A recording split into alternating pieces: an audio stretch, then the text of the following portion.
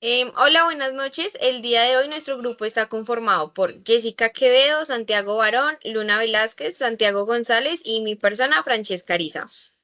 El texto que hemos escogido para el análisis es el de Juan Esteban Constaín, que habla sobre el Frente Nacional en Colombia. Bueno, este es un acuerdo político que se da entre los partidos liberales y conservador, que se da a partir de 1958. El Frente Nacional buscaba poner fin a las décadas de violencia política que habían en ese momento en el país. Constaín aborda la crítica general hacia el Frente Nacional, que a menudo es visto como un sistema excluyente y oligárquico, y según esta perspectiva, el Frente Nacional concentró su poder en una sola élite, dejando afuera grupos sociales y políticos, limitando su participación. La tesis central del artículo divide el Frente Nacional en dos partes. La primera habla de los defectos que tiene y es criticado por su exclusión y por el reparto de poder entre las élites, pero por otro lado, este también representa el acuerdo sobre lo fundamental, que era intentar establecer un pacto de paz y de consenso después de años de violencia y polarización en el país. Constaín sugiere que el Frente Nacional es uno de los pocos intentos exitosos de paz en la historia de Colombia, junto con el proceso que llevó a la Constitución en 1991 y plantea que pese a la crisis, este tipo de consenso es crucial para construir una democracia sin violencia. Bueno, en cuanto a los temas secundarios, este habla de cómo este sistema excluyó sectores emergentes y bloqueó la participación democrática, lo que contribuyó a conflictos posteriores como lo fueron la insurgencia de la guerrilla y la irrupción por el narcotráfico. Para este momento, en Colombia, el narcotráfico estaba pues hasta ahora en su fase inicial, hasta ahora se estaba como empezando, estaba iniciando, por lo que solo era productor de marihuana que era exportada hacia los Estados Unidos. Aunque el narcotráfico y las drogas no fue un tema central en la agenda política, la estructura excluyente del Frente Nacional, que limitaba la participación de nuevos sectores y centralizaba el poder en las élites políticas, dejó un vacío de representación y oportunidad. Este vacío fue aprovechado más adelante por los narcotraficantes y los grupos armados que entraron a Colombia.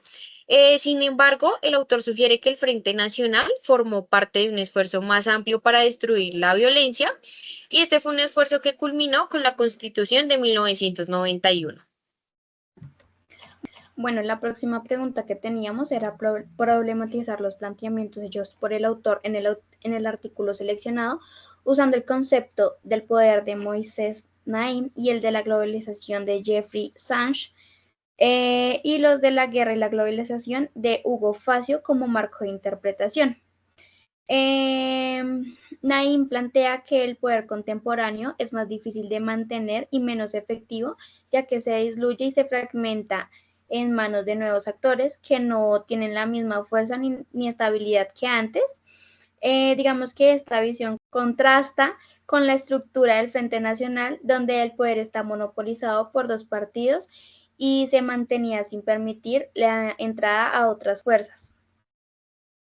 Bueno, otro punto también importante es que Naim sugiere que el poder debilita cuando se adapta a a las demandas sociales emergentes. Desde esta óptica, el Frente Nacional puede verse como un modelo fallido, pues intentó congelar el poder de exclusión que solo agravó la fragmentación y el debilitamiento del Estado. Esto facilitó la expansión de un conflicto armado y la aparición de actores ilegítimos que recurrieron a la violencia para compensar su falta de participación formal. En cuanto a la globalización y desigualdad, según Jeffrey Sachs, plantea que la globalización económica ha traído consigo oportunidades de desarrollo, pero también ha intensificado las desigualdades y ha obstaculizado la formación de instituciones fuertes en países en desarrollo. En el contexto colombiano, el Frente Nacional mantuvo una estructura de poder en la que los beneficios de la globalización en sus primeras etapas estuvieron orientados a un grupo restringido y excluyente de la sociedad. De hecho, la apertura económica que el Frente Nacional promovió no estuvo acompañada de reformas que distribuían equitativamente sus beneficios. Esta estructura rígida favoreció a las élites políticas y económicas, profundizando las desigualdades y marginando a las poblaciones rurales e indígenas, que no formaban parte del pacto del poder. Desde el marco de SASH, el Frente Nacional no logra adaptarse a los retos de la globalización y dejó gran parte de la población en condiciones vulnerables. Completando lo que dijo mi compañero Santiago, esto fortaleció la percepción de un sistema que, lejos de responder a los desafíos sociales globales, profundizó el aislamiento y el empobrecimiento de los sectores excluidos, generando resentimientos que se transformaron en violencia estructural y que fomentaron la aparición de movimientos guerrilleros. La globalización, en lugar de modernizar el país y generar cohesión, amplificó las divisiones creadas por la concentración de poder. Bueno, en cuanto a la guerra y a la globalización, según Facio, estas están íntimamente relacionadas en contexto de desigualdad y de exclusión, donde las tensiones sociales y económicas se traducen en conflictos armados y violencia. La estructura del Frente Nacional, al impedir la participación de nuevos actores políticos, creó un ambiente de represión y de contención que solo escaló a los conflictos internos. Al mantener el acceso a los recursos y al poder centralizado en las manos de una minoría, el Frente Nacional generó el caldo de cultivo perfecto para que emergieran la guerrilla y el narcotráfico, quienes vieron en la violencia y en la guerra una salida ante la falta de represión y oportunidades. Bueno, si analizamos el Frente Nacional bajo los conceptos de Naim, Sash y Facio, podemos argumentar que este pacto, aunque promovió una paz temporal, no fue suficiente para construir un tipo de sistema político duradero y legítimo. Su estructura rígida y excluyente agravó la fragmentación del poder y intensificó las desigualdades en una era de globalización incipiente y sembró la semilla para conflictos armados prolongados. Bueno, en el análisis del Frente Nacional, un cuerpo político histórico en Colombia, he encontrado que puede ser examinado a través de la lente de la globalización y el cambio político, concepto clave en Gracia por llegar tarde de Thomas Friedman. Al estudiar la formación del Frente Nacional en 1958, he comprendido cómo responde a la crisis política y a la violencia en Colombia, demostrando cómo la globalización y el cambio político pueden influir en la creación de alianzas políticas. Para complementar lo que mi compañera dijo anteriormente, se ha descubierto que la política de identidad en el libro de Francis Fukuyama, que el tema central fue la identidad, jugó un papel importante en la fragmentación y en el conflicto de Colombia durante el periodo del Frente Nacional. La naturaleza oligárquica y excluyente del Frente Nacional fue criticada por muchos y esta fue ilustrada de cómo la política de identidad puede llevar a la fragmentación y el conflicto.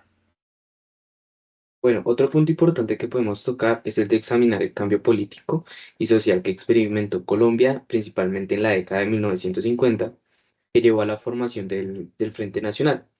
He encontrado conexiones con los conceptos de Friedman y Fukuyama y he llegado a la conclusión que la globalización y el cambio político puede influir en la formación de alianzas políticas y la política de identidad, mientras que la política de identidad puede ser un factor en la fragmentación y el conflicto en sociedades como la colombiana. Bueno, y agregando lo que dijo mi compañero, es por cosas como estas que se considera que el Frente Nacional en Colombia es un ejemplo revelador de cómo la globalización, el cambio político y la política de identidad pueden influir en la formación de alianzas políticas y la dinámica social. El texto del Frente Nacional se encuentra ubicado en la década de 1958 y 1974, una época que fue marcada por el final de la violencia y el inicio de la Guerra Fría en América Latina, con tensiones entre ideologías. Este describe cómo este contexto influyó en la estructura del Frente Nacional, su impacto en la política colombiana y cómo se relaciona con el surgimiento de guerrillas y la llegada del narcotráfico en los años posteriores. Según Moisés Naín, el poder contemporáneo es fragmentado y requiere adaptabilidad En contraste, el Frente Nacional consolidó un poder rígido y polarizador, incapaz de incorporar nuevas fuerzas sociales y económicas, lo que creó un sistema vulnerable a la intervención de actores alternativos como las guerrillas y el narcotráfico, especialmente en las regiones donde el Estado no ejerce autoría. Claro, desde la perspectiva de Jeffrey Sachs, la globalización tiene el potencial de fomentar el desarrollo, pero el Frente Nacional mantuvo el poder concentrado en pocas manos, beneficiando a las élites y excluyendo a las comunidades rurales e indígenas. Por su parte, Hugo Fracio conecta la globalización y la violencia en contextos de exclusión. La rigidez del Frente Nacional creó condiciones para que aquellos que no encontraban representación recurrieran a la violencia, sin oportunidades y bajo a una exclusión sistemática. Bueno, Friedman y Fukuyama aportan dimensiones adicionales. Friedman observa que la globalización y el cambio político pueden transformar una sociedad de formas inesperadas. En este sentido, el Frente Nacional fue una solución superficial que ignoró este cambio y se estancó, permitiendo que los problemas internos se intensificaran. Asimismo, desde esta perspectiva crítica, el Frente Nacional fue una solución de corto plazo que consolidó las desigualdades, la exclusión, dejando una herencia de violencia estructural que agravó en las décadas posteriores. En lugar de unificar y de modernizar el país, el pacto profundizó las diversiones y limitó el desarrollo inclusivo, convirtiendo a Colombia en un escenario de conflicto prolongado. Bueno, en cuanto en el análisis intertextual, se puede explorar las distintas visiones sobre el poder y la globalización que se entrelazan para analizar el legado del Frente Nacional en Colombia. Moisés Naim critica el modelo del poder rígido y centralizado del Frente Nacional, contrastándolo con la fragmentación del poder en la era actual. Sash observa que, en lugar de aprovechar la globalización para fomentar el desarrollo inclusivo, el Frente Nacional concentró el poder en manos de las élites, excluyendo las comunidades rurales e indígenas. Por otro lado, podemos decir que Hugo Fais conecta esta exclusión con el surgimiento de la violencia, destacando cómo el sistema marginó a quienes no encontraron representación, incentivando a su recurso a la violencia. Por otro lado, Friedman y Fukuyama sostienen que la globalización y el cambio político pueden transformar sociedades profundamente, algo que el Frente Nacional ignoró al actuar como una solución superficial. Este enfoque rígido intensificó los problemas internos y dejó el terreno fértil para el conflicto prolongado. Bueno, en cuanto al análisis metatextual, nosotros encontramos que el Frente Nacional sugiere que una crítica a las soluciones políticas de corto plazo que en su momento pues buscaban evitar conflictos internos inmediatos, pero que en realidad estos generaron un impacto negativo a largo plazo. Los textos mencionados anteriormente por mis compañeros resaltan cómo la concentración del poder en manos de las élites limitó el desarrollo inclusivo, creando una estructura de poder en la que se excluyó a diversas comunidades. Bueno, y pues así es como la narrativa de este periodo se convierte en una advertencia sobre la importancia de un modelo político flexible y abierto para adaptarse a las realidades cambiantes y evitar la perpetuación de las desigualdades y los conflictos. Bueno, esto ha sido todo nuestro trabajo del análisis final. Muchísimas gracias por su atención.